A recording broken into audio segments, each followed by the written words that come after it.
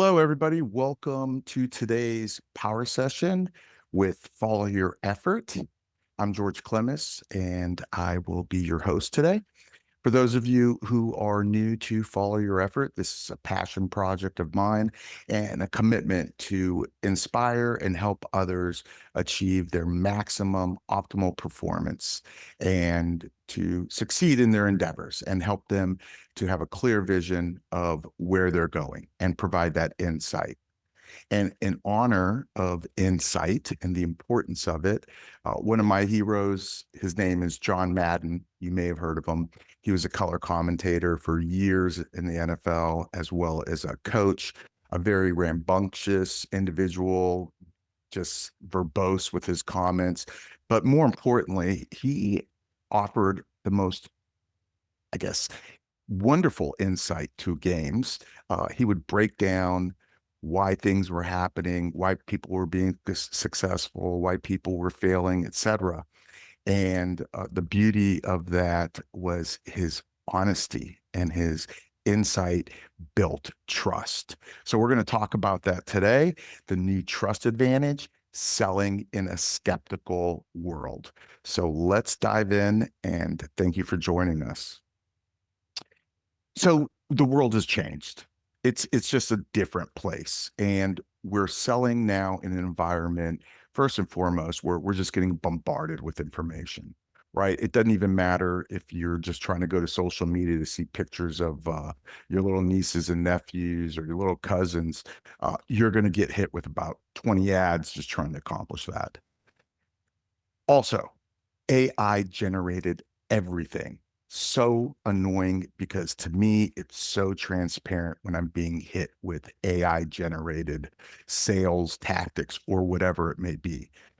I see right through it. I'm sure you can too, because there's just no humanity in the messaging. There's no soul. It's all written the same. It's all garbage, in my 2 cents. When I'm making a transaction, when I'm purchasing a service or an item or whatever it is, I want the human connection. I really do. Because why? I can build trust with a human. I can receive trust. I can have that respect. Um, so there you have it. Short attention spans. We have to deal with that as well. And high buyer skepticism. Consumers right now are getting bombarded, where our dollars are being watched. We're being more careful with where we spend. And so they're not asking any longer, is this good? Right? Is this better? They're asking, can I trust you? And that's something very critical. So trust is the new currency, along with competency, of course. In a skeptical world, features do not win. Scripts don't win. Pressure is not going to win. I know that's true for myself and for my colleagues. We talk about this often, especially my sales professional peers in different fields, is that we hate it when pressure is put on us. Let's not do that. Let's instead build trust. Trust wins and trust compounds. So short-term tactics versus long-term advantage.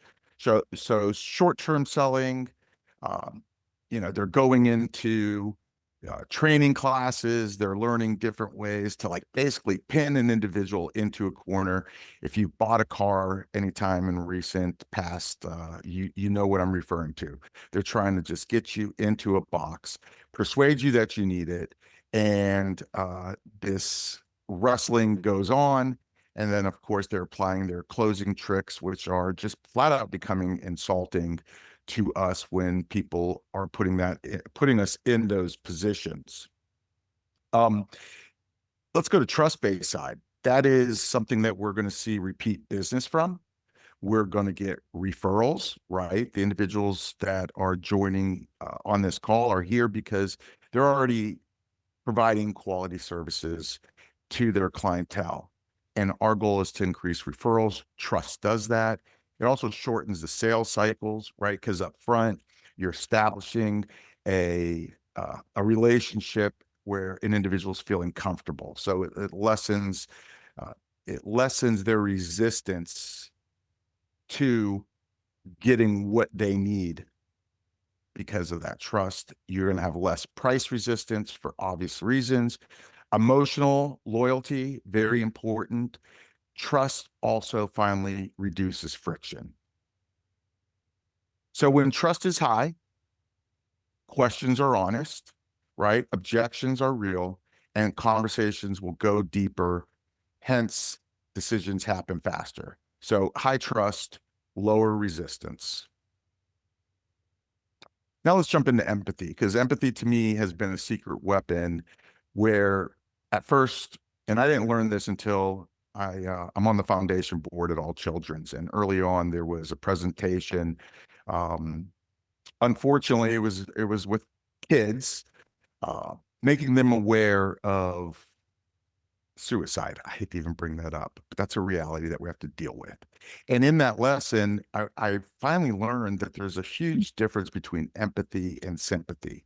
And empathy is really putting yourself in their shoes. And it's not being nice, right? Being empathetic is not softness, which is what we have been taught in our culture. Empathy is a perspective expansion. That's how I look at it. It allows you to see, first of all, what they're protecting, what they fear, what they value, and what they don't want to lose. And then the additional token or bonus on top of that is that when you're empathetic, you're learning the perspective of multiple people throughout your day, throughout your week, throughout your month, throughout your year.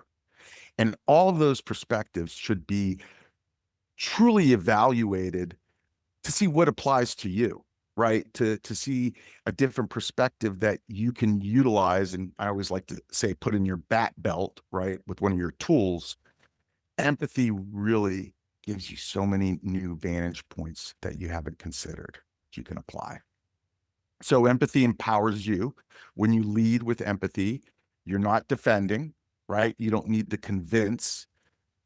Instead, you're diagnosing. And when you diagnose correctly, you do not have to push. So trust builder one, first and foremost, you have to remember to slow down to speed up. So instead of having a prepared answer in your mind, locked and loaded, instead of doing that, let's ask these questions. Tell me more about that, right? When someone's talking about their problem, tell us more about that. What makes that important right now? Now you're getting to know what their motivations are, which is very important. Because once you understand that and you have that trust, you're able to remind them that there is a purpose to this whole engagement. What's driving the concern? Listen, hear them out. Um, we as salespeople often, in our anxiousness to close a deal, have these bombarded responses to every and any concern or question that our potential clients have. Let's just listen to their concerns and not even address them. And quite frankly, frequently when they address those concerns out loud, they kind of resolve. So slowing down also our tone, our communication, it signals safety, and safety builds trust. So that's trust builder number one. Trust builder number two, name the unsaid. So high trust sellers articulate what others avoid. And I'll tell you, this first question was mine personally, because this is something I use with a lot of my clients. It sounds like you've been burned before. Tell me about that. Very important question, because that's when they're going to basically put their defenses down, because you're actually asking the question number one, and you want to hear that and listen to it. The next thing is, if it feels like you don't want to make a mistake, again, they're opening up and you're trying to protect something important, giving validity to them and to what they need, right? It's giving validity. So when people feel understood, resistance drops. Trust builder number three, reduce your agenda. Buyers feel pressure instantly. I'll for example, be online and there's a service, and in order to learn more about the service, you have to give them their information. And I'm like, oh my gosh, do I even want to do this? Because I know I'm going to get in their call list, et cetera, et cetera. We don't like that. So shift from how do I close this deal to how do I clarify this deal? Okay. Clarity again, it's building that trust through confidence, and confidence builds commitment. So trust is built through effort. Follow your effort. It is something that needs to be focused on because it's not a tactic. Trust is not a tactic. This is not some gimmick. This is being sincere about being empathetic, sincere to hearing them out. What it is, it's a discipline. That's what trust is. It's something that we can build on top of. And those things that build trust are consistent follow up, right?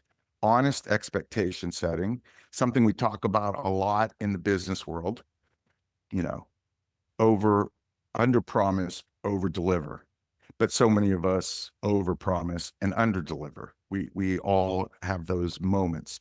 So we have to be consistent and disciplined with setting proper expectations. Transparency in hard moments. That can be uncomfortable for both sides.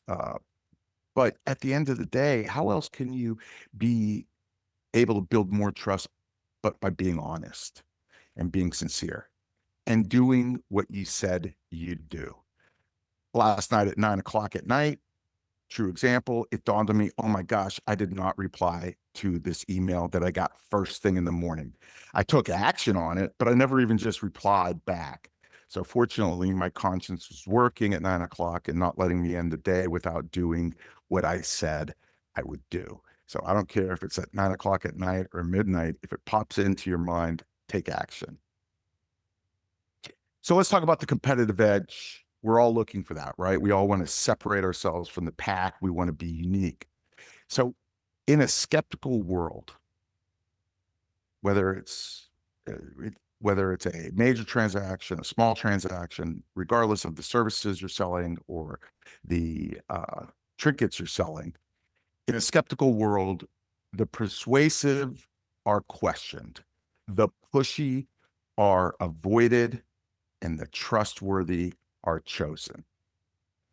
Follow your effort, build trust, and you will win long term.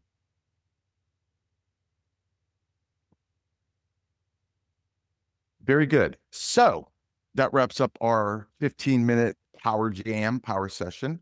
I'd like to open up the floor to see if we have any questions.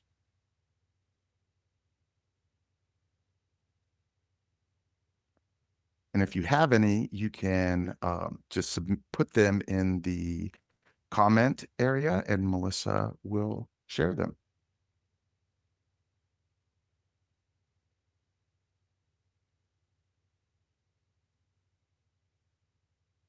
Melissa, we looking good?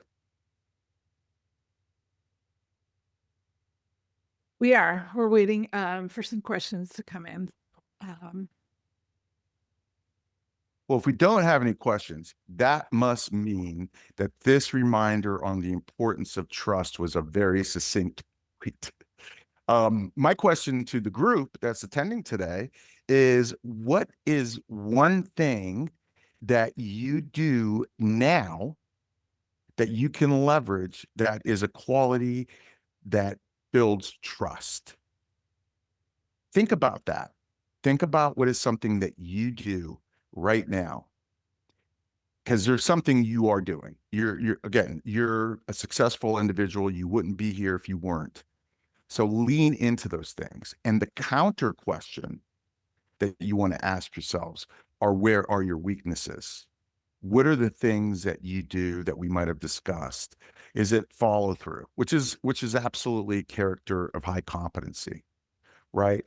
A lot of, quite frankly, all of these fall into that category of competency. And that's something at Follow Your Effort we're always talking about. The title of one of my favorite subjects is Competency is the New Currency, just like trust is. Those two go hand in hand because when you have high competency, you build high trust. Now, the difficult thing, and one of the pillars of follow your effort, is we lie to ourselves more than anybody else. We have to be honest with ourselves. So think about things that maybe you experience on the other end as a potential client, as a potential customer. Think about the things that you do not like and make sure those are not things that you also do, knowingly or unknowingly. That's the challenge, right? We have to really dig deep, really analyze ourselves. George, we have a couple comments here. Yep. Um, Kim says, great info, no questions from her. And Christina says, listening to what is important to them. I don't like pushy sales. Exactly. Exactly. And I think that the more we increase our professionalism, the more we increase our competency, the more we increase our self awareness, um, the more you can put yourself, like Christina says, into that seat and have empathy for yourself, right? That might be a great exercise right there.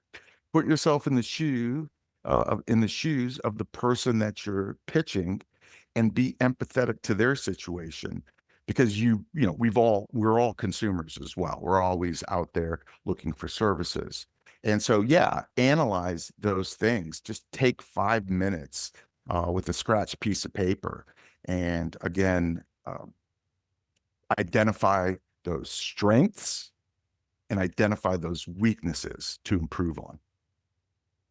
Excellent. We don't have any other questions or comments just yet, but I just wanted to mention I did send out to everybody a link for joining our listserv, which will keep you up to date of other power sessions we have coming up and other events we have coming up, as well as sharing some articles, quizzes, and different things like that. So that link is there. We have another comment from Margaret. Mhm. I don't like it. I don't like when they keep calling to sell you something blocking the what she's written here.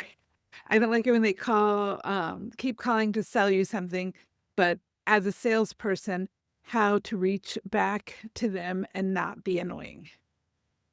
Great question, Margaret. And what I do is I go to the honesty and remember that I was in their shoes and still am in their shoes of doing the cold calling, never a fun event.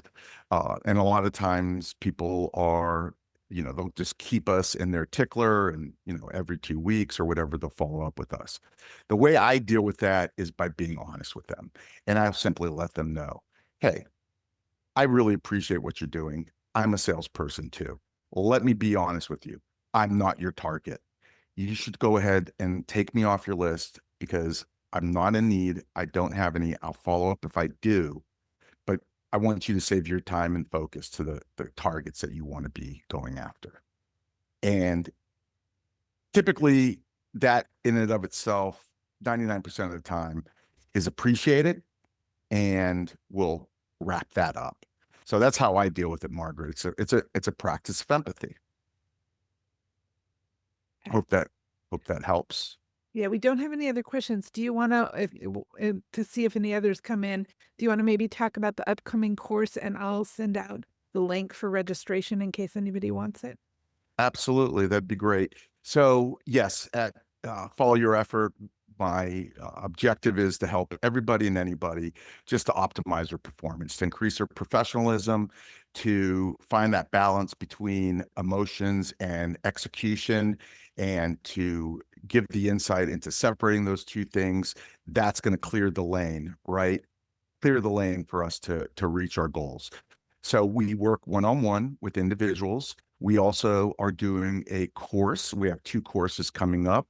The first one is March 5th, Thursday from 1 to 3:30. That's a Follow Your Effort Express. It's a 2.5 hour session. And in that session, we will give you the tools that you need to start implementing Follow Your Efforts playbook. the course on April 21st through the 30th, that's in conjunction with USF's continuing education and professional development program through that organization. That is a 8-hour session. Forgive me, that's 8-hour course spread out over 4 sessions, Tuesday and Thursday night. Melissa, I'm not sure if we're starting this at 6:30 or 7. We're Uh, starting at 7. 7 o'clock, so everyone can get their families fed and get relaxed and put on some comfortable clothes and open up the laptop and do some learning.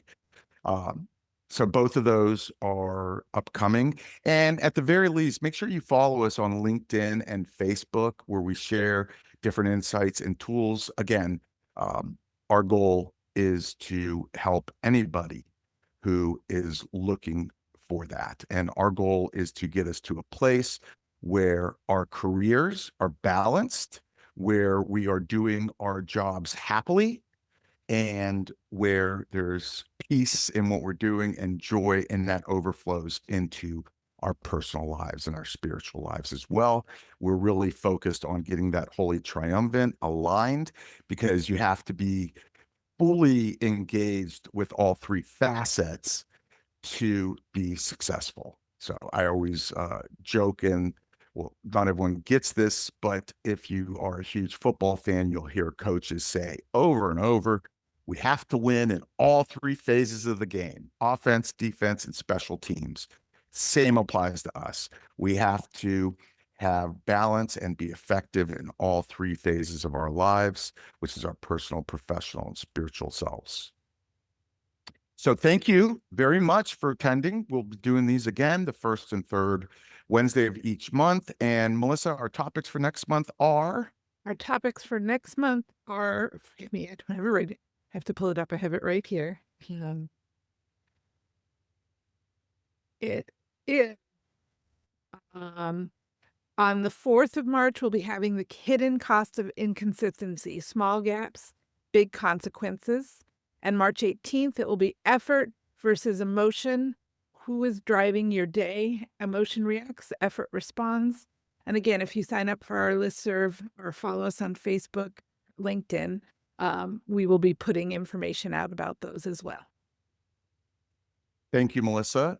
So to everybody, I wish everyone good strength. And remember, always follow your effort. Thank you, and we'll see you next time.